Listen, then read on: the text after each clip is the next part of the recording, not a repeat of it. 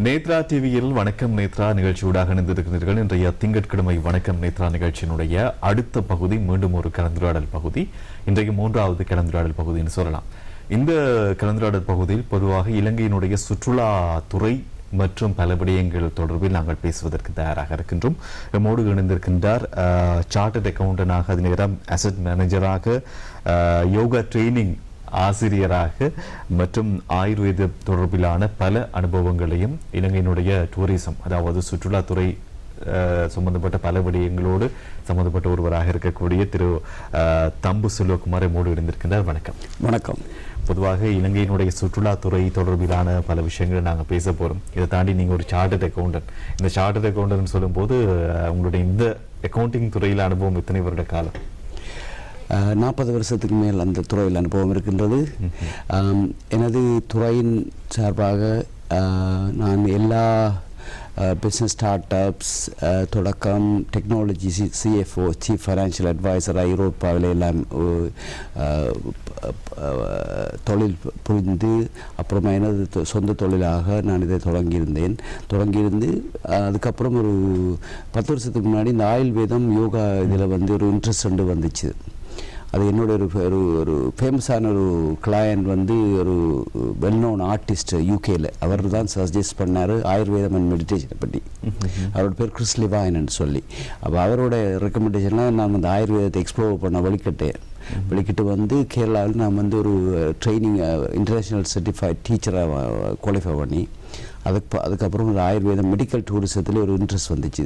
அது எப்படி நம்ம நாட்டில் இலங்கையில் அந்த டூரிசம் மெடிக்கல் டூரிசம் வெளிநாட்டில் நல்லா செய்கிறாங்க, நாமளும் அதை செய்து எப்படி நம்ம டூரிசத்தை பூஸ்ட் பண்ணலாமென்ட்டு ஒரு 3 இயர்ஸாக யோசிச்சுட்டு இருந்தேன். அதுக்கப்புறமா நான் ஒரு ப்ராப்பர்ட்டி பார்த்தேன். ஒரு ஹெரிட்டேஜ் ப்ராப்பர்ட்டி 100 வருஷ ப்ராப்பர்ட்டி காங்கேசந்துறை KKSல இருந்துச்சு. அழகான ப்ராப்பர்ட்டி. 100 வருஷத்துக்கு முன்னாடி ஒரு சிங்கப்பூர்லேருந்து ஒரு பென்ஷனியர் கட்டி 5000 ஸ்கொயர் ஃபீட் ப்ராப்பர்ட்டி. அது யுத்த காலத்தில் அது சர்வைவ் பண்ணிட்டுது. Beautiful property. அதை எடுத்து நான் இப்போ ஒரு டூரிசம் சம்பந்தமாக அதை செய்து அந்த டூரிசத்தை ப்ரமோட் பண்ணணும். லோன்லி பிளானட்லேயும் அட்வர்ட் கொடுத்துருக்காங்க ஸ்ரீலங்கா நோர்த் ஒரு கல்ச்சரல் சென்டர்ண்டு. அப்போ அதுக்கு வரும்போது டூரிசம் வரும்போது நாங்கள் டூரிஸ்டுக்கிட்ட சப்போர்ட் சர்வீசஸ் கொடுக்கணுன்றதுக்காக ஆயுர்வேதம் சம்பந்தமான வெல்னஸ் சென்டர் நாங்கள் ஓப்பன் பண்ணி அந்த ப்ராப்பர்ட்டியில் அந்த ப்ராப்பர்ட்டின்ற ஹெரிட்டேஜ் வழியை ப்ரொடெக்ட் பண்ணணும் டூரிசத்துக்கு. பொதுவாக இது ஆயுர்வேதத்தோடு சம்பந்தப்பட்டு இலங்கையினுடைய இந்த சுற்றுலாத்துறையை மேலும் சிறப்பிக்கிறதுக்கான ஒரு முயற்சியாக தான் இருக்குது. சுற்றுலா என்று வரும்போது இலங்கையில் காலமாக இலங்கைக்கான சுற்றுலா பயணிகளினுடைய எண்ணிக்கை அதிகம். அந்த மிக கடினமான காலத்துக்கு பிறகு கூட மீண்டும் இலங்கையினுடைய சுற்றுலாத்துறை உயர்நிலையை அடைந்திருக்கின்றது, வலுப்பெற்றிருக்கின்றது என்பதுதான் இங்கு சொல்ல வேண்டிய ஒரு விடயம். இதற்கிடையில் ஆயுர்வேத சம்பந்தமான சிகிச்சைக்காகவோ அந்த தேவைக்காகவோ மேலும் இந்த சுற்றுலாத்துறையை விருத்தி செய்வது உங்களுடைய அந்த எதிர்பார்ப்பாக இருக்கு? கட்டாயம். என்னுடைய அது ஒரு அந்த அந்த அந்த செக்டரை இன்னும் நாங்கள் இன்னும் ஃபுல்லாக யூட்டிலைஸ் பண்ணலை இந்த நாட்டில். அப்போ அதை கட்டாயம் நாங்கள் செய்தமென்றால், அதுவும் நோர்த்லேயும் செய்தமென்றால் வேலை வாய்ப்பு கூடும், இளைஞர்கள் ஒரு நல்ல பழக்க வழக்கங்கள் வரும். வேலை வாய்ப்பு இருந்தால் எல்லாரும் அந்த ஒரு சந்தர்ப்பத்தை கொடுக்கணும்.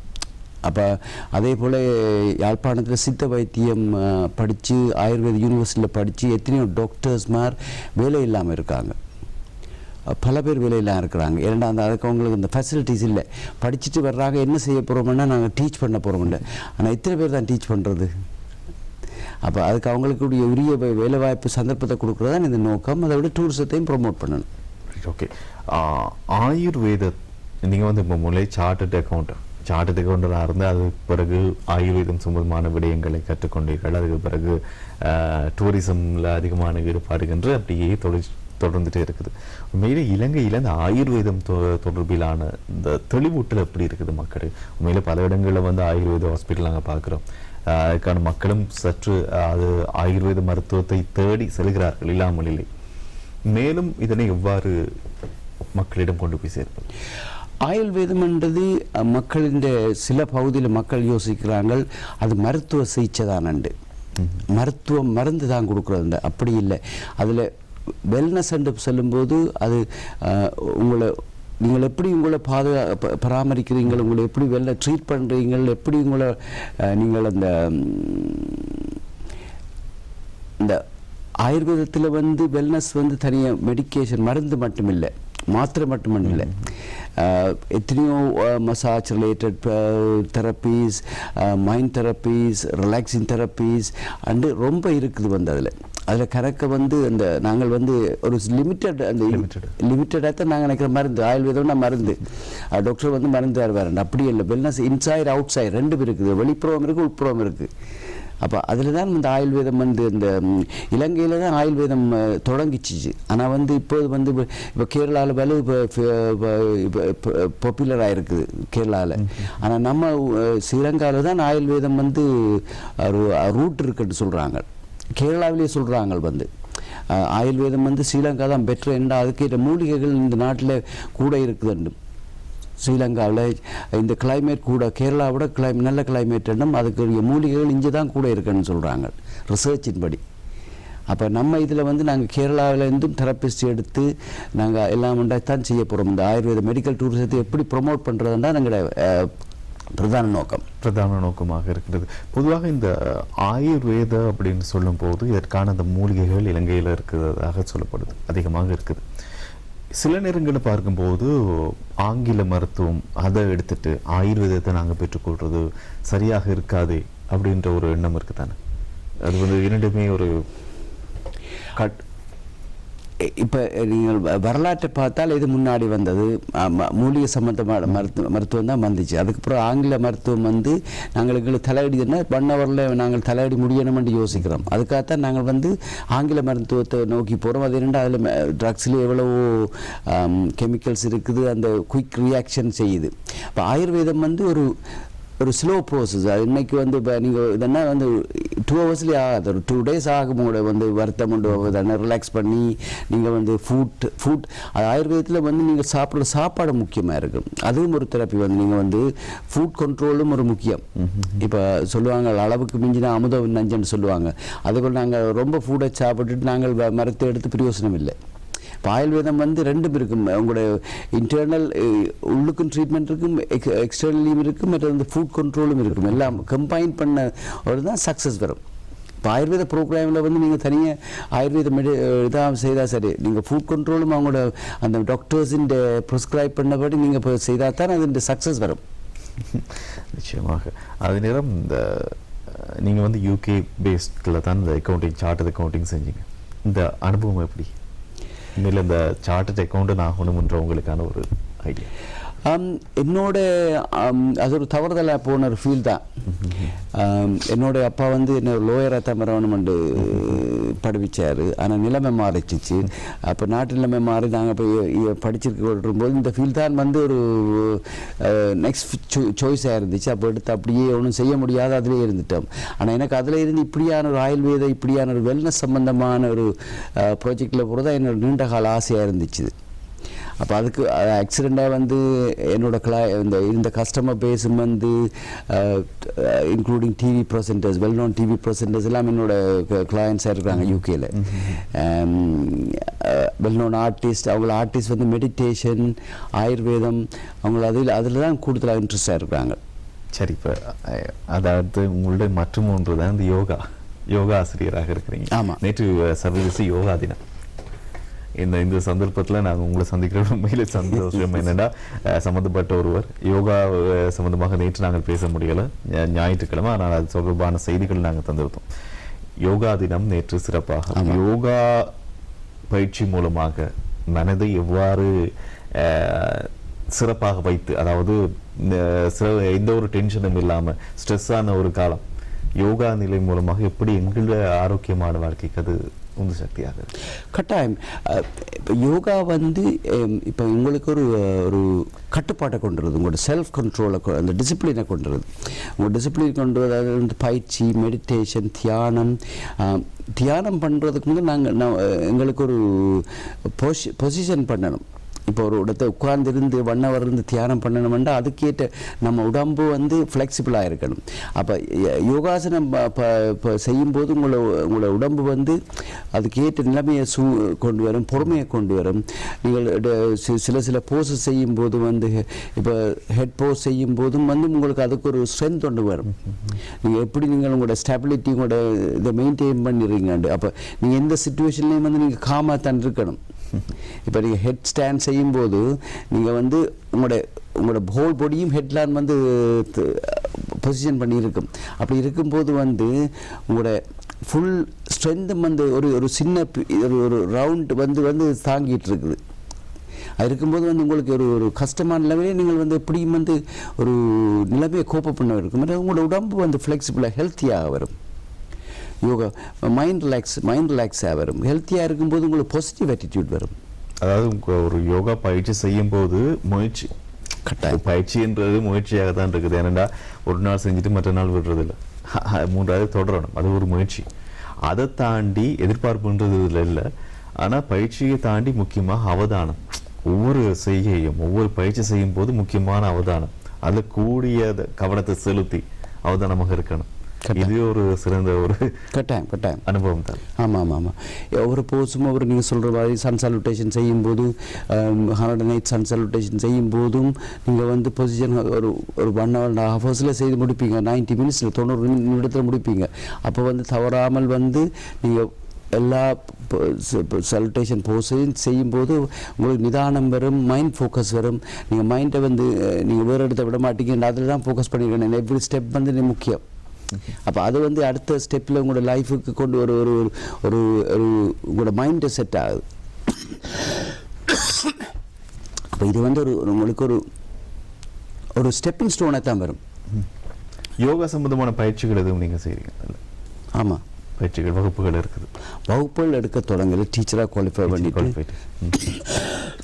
அது நேரம் அதான் ஆரோக்கியமான வாழ்க்கைக்கான முக்கியமான விடயங்கள் ஒன்று யோகா, தியான பயிற்சி, இதெல்லாம் முக்கியமான ஒன்றாக இருக்கின்றது.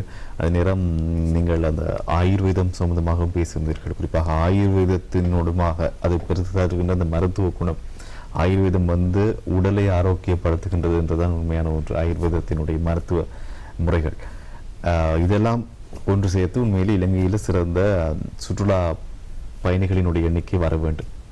கட்டாயம். அது வந்து அதுக்கு நாங்கள் அதுக்கேற்ற ஸ்பேஸ் கொடுக்கணும்.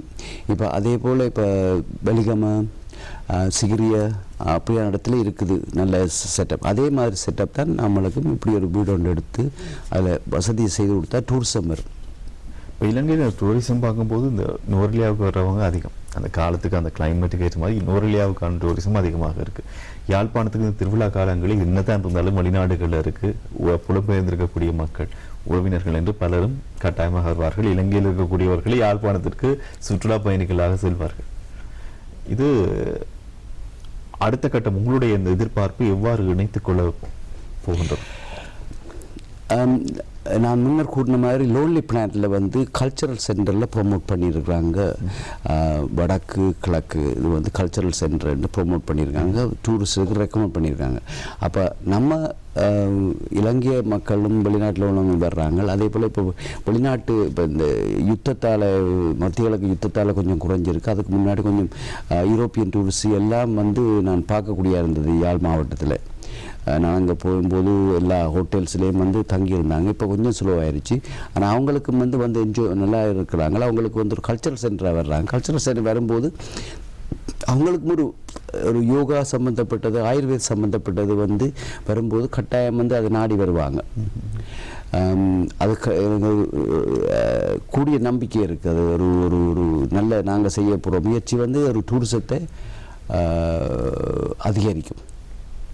சரி, இதுதான் அந்த பார்க்கக்கூடியதாக இருக்கும். அங்கே இதுதான் அந்த காணி, அந்த காணியோட சம்மந்தப்பட்ட விடயம். ஆமாம், இது பின்புறம், காணியின் பின்புறம்.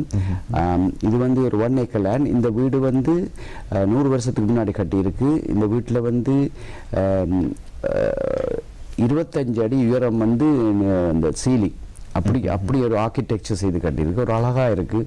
இது வந்து போர்த்துகீஸ் ஆர்கிடெக்ட், கேரளா ஆர்கிடெக்ட் எல்லாம் இருக்குது. 100 ஆண்டு கால பழமையான ஒன்று. காங்கேசன் துறை இதுதான் இருக்கின்றது. இங்கிருந்து தான் அந்த சுற்றுலாவுக்கான அடுத்த கட்ட நகர்வுகளை எடுத்து செல்றதும் கூட முக்கியமான கட்டாயம். ஏனெண்டா நம்ம எங்கட இந்த இந்த சென்டருக்கு பக்கத்தான் ஹார்பர் இருக்குது. ஏர்போர்ட் ஒரு 10 நிமிஷம், பீச் ஒரு 2 நிமிஷம். கேகேஎஸ் பீச்சின் ஒரு பியூட்டி என்னென்னா சன்ரைஸ் சன்செட் ரெண்டையும் பார்க்கலாம். நீங்கள் ஒரு இடத்திலிருந்து அப்போ பார்க்கலாம், sunrise and sunset at same time. அது வந்து ஒரு எல்லா இடமும் இல்லை. கேகேஎஸ் பீச் என்று சொல்லும்போது அந்த காங்கேசன் துறைக்கு வருகின்ற மக்கள் அங்கே கொஞ்சம் அதிகமாக இந்த விடுதிகள் தேவைப்படுதாங்க. அந்த பக்கம் குறையான ஒரு நிலைமை இருக்கின்றது. ஏன்னா டவுனுக்கு போகணும், யாழ்ப்பாணத்துக்கு போக வேண்டிய ஒரு நிலைமை. அந்த பகுதிகள் இது காங்கேசன் துறைக்கான பக்கத்தில் இருக்கிறது உண்மையிலே கொஞ்சம் இன்னும் இலகுவாக இருக்கும் என்று நினைக்கிறேன். கட்டாயம். இப்போது காங்கேசன் துறை இந்த இந்த அரசாங்கத்தின் கீழ் டெவலப்மெண்ட்ஸ் நடந்து கொண்டிருக்கின்றது. இப்பொழுதும் லண்டன்லேருந்து வந்து ஒருவர் வந்து நல்ல ஹோட்டல், க்ளீனான ஹோட்டல் ஒன்று திறந்திருக்கிறார். வெல் க்ளீன் ஹோட்டல் உண்டு. சாப்பிட்றதுக்கு எல்லாரும் போட்டி சாப்பிட்றாங்க. அதில் அந்த ஃபெசிலிட்டிஸ் வருது. என்னென்ன டூரிஸ்ட் வர்றபடியே வருது. மற்றது வந்து பீச் நல்ல க்ளீனான பீச், க்ளீனாக இருக்கும். காலையில் போகும்போது அது ஒரு ரிலாக்ஸிங் பிளேஸாக இருக்கும். கடலோட தண்ணியும் காலையில் ஊமாக இருக்கும். சீ பேதிங் வந்து நல்லா இருக்கும். ஸோ இது ஒரு ஒரு நல்ல ஒரு ஸ்பாட் வந்து காங்கேசன் துறை. கட்டாயம் வந்து அது டூரிசத்தை அதிகரிக்கும். அதுக்கேற்ற வசதியை நாங்கள் செய்யணும். ஹோட்டல்ஸ், இப்படியான வெல்னஸ் சென்டர்கள். ஒரு டூரிஸ்ட் வரும்போது ஒரே பீச்சை பார்த்துட்டு ஒன் டே இப்படி ஒரு வந்து ஒரு வெல்னஸுக்கு வந்துட்டு போவாங்க. இப்போ செய்கிறாங்கன்னா இப்போ சவுத்துக்கு வந்தால் ஜாஃப்னா கனெக்ட் பண்ணுறாங்க. ட்ராவல் ஏஜென்சி இந்த யூகே இப்போ கனெக்ட் பண்ணுறாங்க. அன்றாதபுரம், ஜாஃப்னா, அப்படி பர்டிகுலோ ட்ரிங்கோடு போகிறாங்க. அப்படி வரும்போது 3 days வந்தால் ஒரு 1 day வந்து ஒரு வெல்னஸ் வந்துட்டு போவாங்க. அந்த அதாவது இந்த ஆரோக்கியமான வாழ்க்கைக்கான இந்த ஆயுர்வேத வெல்னஸ் அதுகளையும் பெற்றுக்கொண்டு அங்கே இயற்கை காட்சியான காங்கேசன் துறை பீச் இவ்வாறான இடங்களுக்கும் சென்று செல்வதற்கு இருக்கக்கூடிய அளவுக்கான பிளான் தான் இது. அதுக்கான ஒரு திட்டம். வாழ்த்துக்களை தெரிவித்துக் கொள்கின்றோம். இலங்கையில் இருக்கக்கூடியவர்கள், பொதுவாக இலங்கையில் இருக்கக்கூடியவர்களை அவர்களும் அங்கு வரலாம். இலங்கை மக்கள் கட்டாயம் நாங்கள் அவைகளுக்கு எப்பொழுதும் இடம் கொடுக்க வேண்டும். என்றால் நாடு சீரட்டும் போது இலங்கை மக்கள் தான் இந்த நாட்டை இயற்றி விடுறார்கள். இப்போ வெளிநாடு ஒரு சண்டை யுத்தம் நடக்கும்போது வெளிநாட்டு டூரிஸ்ட் வந்து வருகை குறைஞ்சால் இலங்கையவர்கள் நம்ம அந்த கண்ட்ரியை வச்சிருக்கிறார்கள். யுத்த காலத்தின் போதும் அப்படித்தான் நடந்துச்சு. அப்போ நாங்கள் இலங்கை மக்களை கைவிட முடியாது. கட்டாயம் இலங்கை மக்களும் வரணும். இந்த டூரிஸ்ட்டும் வந்து வரக்கூடிய வசதியை தான் நாங்கள் செய்கிறோம். ஏற்ற மாதிரியான சலுகைகளும் இருக்கு. ஆமாம், கட்டாயம் இருக்கு. இல்லை அது நாங்கள் நம்ம நாட்டு மக்களுக்கும் அது இருக்கும். அது கட்டாயம் இருக்கணும். நாங்கள் தனியாக டூரிஸ்ட் கண்டுவிடணும். நம்ம நாட்டு மக்களை நாங்கள் கைவிட முடியாது. அதுதான் எங்களோட பேக் போன். இப்போ யாழ்ப்பாணத்தை தாண்டி நீங்கள் காங்கேசன் துறையில் அப்படியான ஒரு ப்ராப்பர்ட்டியோட தான் இந்த செயற்பாடு இருக்க ஒரு திட்டம் இருக்குது உங்களுக்கு. இதை தாண்டி வேறு எங்கே அதிகமாக எதிர்பார்க்குறீங்க? பொதுவாக வருகின்ற சுற்றுலா பயணிகளையும் கவர்ந்து அவர்களுக்கு இப்படியான ஒரு வெல்னஸ் இதில் கொடுக்கணும் இருந்தால் யாழ்ப்பாணத்திலே வேறு பகுதிகள் முதன்முறையாக இப்போ காங்கேசன் துறை ஒரு பேசப்படும் இடம், ஒரு முக்கியமான இடம். துறைமுகம் இருக்குது, ஏர்போர்ட்டும் விமான நிலையம் பக்கம் இருக்கிற. அப்படி விமான நிலையம் இப்போ ட்ரெயின் சர்வீஸ் ஸ்டார்ட் ஆகுது. அப்போ ஈஸியாக இப்போ எந்த டூரிஸ்ட் வந்தாலும் சவுத்துலேருந்து வந்தாலும் கேகேஎஸ் போகாமல் ஒருத்தரும் போகிறதில்லை. கேகேஎஸ் பீச், மாதகள், விஹாரையெல்லாம் அங்கே உள்ள விஹாரையெல்லாம் போயிட்டு தான் போவாங்க. அப்போ வரும்போது கேகேஎஸ் ஒரு முக்கியமான இடம். அடுத்த இடம் வந்து யாழ்ப்பாணத்தில் வந்து இன்னும் நாங்கள் யோசிக்கல எங்கட பிளானின் படி. ஆனால் அது கட்டாயம் யாராவது செய்யணும். இதை பார்த்துட்டு இப்போ நாங்கள் தொடங்கின இன்னும் 5 பேர் தொடங்கணும். ஏன்னா நாங்கள் தனியாக மார்க்கெட் லீடர்ஸாக இருக்க முடியாது. 5 பேர் தொடங்கினா தான் நல்ல விஷயம். உங்களுடைய திட்டம் எப்போ முழுமையாக ஆரம்பிக்கப்படும்? இன்னும் ஒரு 2 கிழமையில் முழுமையாக ஆரம்பிக்கும். முழுமையாண்டு ஒரு 70% ஆரம்பிக்கும். என்றால் கேரளாவில் உள்ள தெரப்பிஸ்ட் வர்றதுக்கு நாங்கள் விசா ப்ரோக்ராம் எல்லாம் செய்யணும். இமிக்ரேஷன் கிளியரன்ஸ் எல்லாம் எடுக்கும். முதற்கட்ட நடவடிக்கைகளின் போது அந்த திட்டத்தில் வந்து எவ்வாறான சிகிச்சைகளுக்கு எவ்வாறான விடயங்கள் இருக்கின்றன? ஆயுர்வேத சம்பந்தப்பட்ட ட்ரீட்மெண்ட்ஸ் தான் முதல் தடவை தொடங்கும். அது இங்கே ஸ்ரீலங்கா சித்த வைத்தியத்தின்படி தொடங்குவோம். அதுக்கு அடுத்த கட்டமாக கேரளா அதையும் அதுக்குள்ளே உள்ளடக்குவோம். நிச்சயமாக. அதாவது 1 மணி தியாலம் இல்லாட்டி 1/2 மணி தியாலம் இவ்வாறான நேரங்கள் எடுத்து அந்த தெரப்பிஸ் பெற்றுக்கொள்றதுக்கான வாய்ப்பு இருக்கும். அது தாண்டி சிகிச்சை என்று வரும்போது தங்கி நின்று அந்த இடத்துல இருக்குது. தங்கி நின்று செய்வதற்கு இந்த இடத்தில் இல்லை. ஆனால் நாம் இன்னொரு ஆர்கானிக் ஃபார்ம் சாதாரணமாக நான் கேட்குறேன், அந்த தொடர்ச்சியான சிகிச்சை இருக்குன்னு 1 வாரத்துக்கு 3 நாட்கள் 2 வீக்ஸ் வந்து அப்படியான திட்டம் எங்களுக்கு இருக்குது. அதுக்கு வந்து இன்னொரு ஹோட்டலோட நாங்கள் பார்ட்னர்ஷிப் போட்டிருக்கோம். ஆர்கானிக் ஒரு பிளேஸோட என்வாயன்மெண்ட்லி ஒரு பச்சை பசையிலான க்ரீனான என்வாயன்மெண்டல் 15 மினிட்ஸ் எங்கள்ட லொக்கேஷன்லேருந்து இருக்குது. அங்கே அக்கமடேஷன் ஃபுட் எல்லாம் ஆயுர்வேதிக் முறையின்படி எல்லாம் தயாரிக்கப்பட்டு டாக்டர் ப்ரிஸ்கிரிப்ஷன் படி வழங்கப்படும் அவர்களுக்கு தங்குற இடம் வந்து பாதுகாப்பான ஒரு 4 ஸ்டார் 5 ஸ்டார் லெவல் அக்கமடேஷன் தான் அளிக்கப்படும். அது அந்த பேக்கேஜுக்குள்ளே உள்ளடக்கப்படும். 2 வீக்ஸ் வந்து 2 கிழமை வந்து தங்குறது என்றால் அந்த ப்ரோக்ராம் படி டாக்டர்ஸ் ப்ரோக்ராம் படி ட்ரீட்மெண்ட் செய்வோம். ஃபுட் ப்ரோக்ராமும் டாக்டர்ஸ் இதன்படி செய்து சிகிச்சை அளித்து நாங்கள் அவர்களை டாக்டர்ஸ் கண்காணிப்புகளில் நாங்கள் செய்வோம். நிச்சயமாக. அதாவது 2 வாரங்களில் இந்த பணி சேவை ஆரம்பிக்கப்பட போகின்றது. அது மாத்திரமல்ல, அடுத்த நாட்களில் உண்மையில் உங்களுக்கு தெரியும் நல்லூர் உற்சவம் இருக்கும். அதே நேரம் சந்நிதி ஆலயத்தினுடைய உற்சவம் இருக்கும். ஏனைய ஆலயங்கள் மற்றும் இதர நல்ல நல்ல விடயங்கள் எல்லாம் வரக்கூடிய திருவிழா காலங்கள். எனவே இவ்வாறான நேரங்களில் வெளிப்புறம் நேரம் நம் நாட்டிலிருந்தும் அங்கு செல்பவர்களுக்கு நிச்சயமாக நீங்கள் சொல்கின்ற வகையில் இதுவும் ஒரு பயனாக இருக்கு. நேரத்துக்கு ஏற்ற மாதிரி அதையும் நாங்கள் போயிட்டு வந்து ஆயுர்வேதிக் ட்ரீட்மெண்ட்டோ இல்லாட்டி வெல்னஸ் சம்பந்தமான விடயங்களை பெற்றுக்கொள்ளலாம். ஆமாம். இந்த இதுக்குள்ள வந்து நாங்கள் அந்த எங்களுக்கு இந்த வெளிநாட்டில் உள்ள டூரிஸ்ட் நம்ம மக்கள் இலங்கை மக்கள் வெளிநாட்டில் குடிபெயர்ந்து இருக்கிறவங்க அவங்களையும் வரவேற்கணும். அவங்களுக்கு இதற்கான பிரத்யேகமாக இணையதளங்கள் அல்லது ஃபேஸ்புக் பக்கங்கள் இருக்கின்றன. ஆமாம், இருக்கின்றன. அதை பற்றி சொல்லலாம். எங்களோட Facebook page website page pranawellness.lk Facebook link எல்லாம் அதில் லிங்க் பண்ணியிருக்கிறாங்க. இன்ஸ்டாகிராம் எல்லாம் லிங்க் பண்ணியிருக்கிறாங்க. அதை வந்து நாங்கள் பின்னர் எங்களை மார்க்கெட்டிங் வழியாக நாங்கள் அதை ரீச் பண்ணுவோம். நிச்சயமாக. ஆனால் pranawellness.lk என்ற இணையதளத்துக்கோ ஃபேஸ்புக் பக்கம் போனீங்களா இருந்தால் தகவல்களை நீங்கள் பெற்றுக்கொள்ளலாம். தேவைப்படும் இவ்வளவு விஷயம் நாங்கள் பேசிட்டு கட்டாயமாக அதன் மக்களுக்கு கொண்டு போய் சேர்க்காட்டி அது நல்லது. எனவே இது ஒரு முக்கியமான ஒன்றாகத்தான் இருக்கின்றது. சுற்றுலா பயணிகளை ஈர்ப்பதற்கான முக்கியமான ஒன்று. அது மாத்திரமல்ல, ஒரு விடுமுறை காலம், ஒரு குறுகிய காலங்கள் வெளிநாட்டிலிருந்தோ இல்லாட்டி நம் நாட்டுக்குள்ளே ஏனைய பகுதிகளில் இருந்தோ யாழ்ப்பாணத்துக்கு காங்கேசன்துறை பகுதிக்கு யாழ்ப்பாணத்துக்கு செல்பவர்கள் எங்கும் சென்று அந்த விடுமுறை காலங்களில் ஒரு குறுகிய காலத்திலே இந்த ஆயுர்வேதம் சம்பந்தமான விடயத்தை பெற்றுக்கொள்ளலாம். எனவே நன்றி. இன்னும் ஒன்று, நம்ம பேக்கேஜஸில் எங்களோட ட்ரீட்மெண்ட்ஸில் அந்த நீண்ட நேரம் விமானத்தில் பயணம் செய்துட்டு வர்றவங்களுக்கு ஒரு ரிட்ரீட் மாதிரியும் செய்கிறோம்.